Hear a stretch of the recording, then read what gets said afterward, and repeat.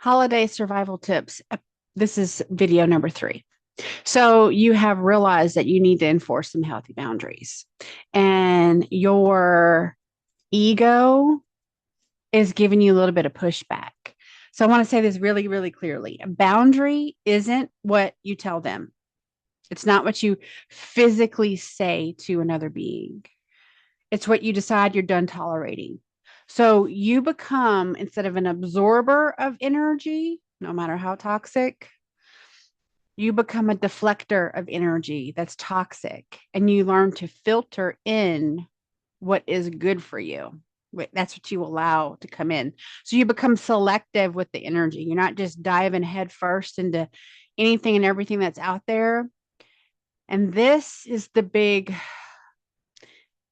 moment in your life where you have to be okay saying no. You're probably a people pleaser. Most of us are, because we're taught to be a people pleaser. We're taught to suck it up, buttercup. Just do it. You'll feel better when it's over with. Give compassion, be kind, give love, give, even though you don't have it to give. And that's false. Stop that. You're not being your own best friend when you do that. I want you to only give love when you feel it genuinely in your heart.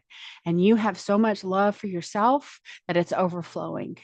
If you feel like an empty void, giving love away to anyone but yourself in that moment is a disservice, plain and simple.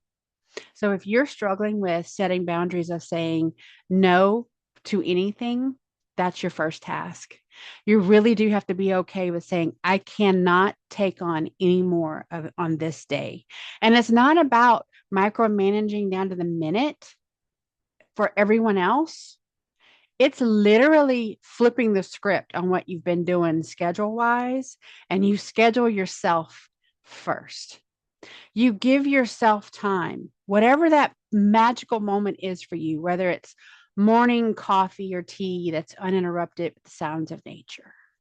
Maybe you only dream about that. Maybe you see it in a holiday movie and you're like, I really wish I could have that. Well, here's your news flash. You can. You put your hand up and you're like, I'm not online right now. You leave the devices alone and you go to a spot where you can just be.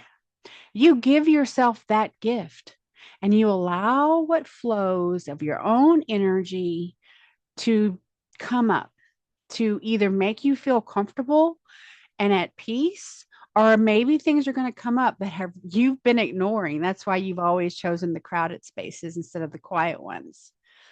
So this is about what you're willing to do for yourself.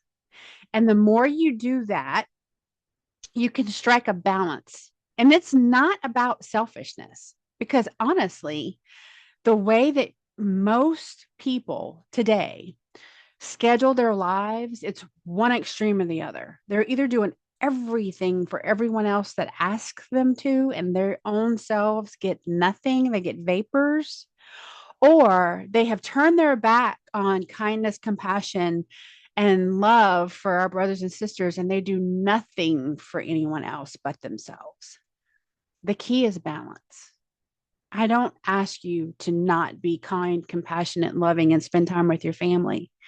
I simply say make the choices and the changes that give you a balance where you can absorb the love, the kindness, and the compassion while you are repelling and filtering the toxicity, the negative emotions, the judgment, the low vibrational and low frequency things of shame, blame, guilt, and fear.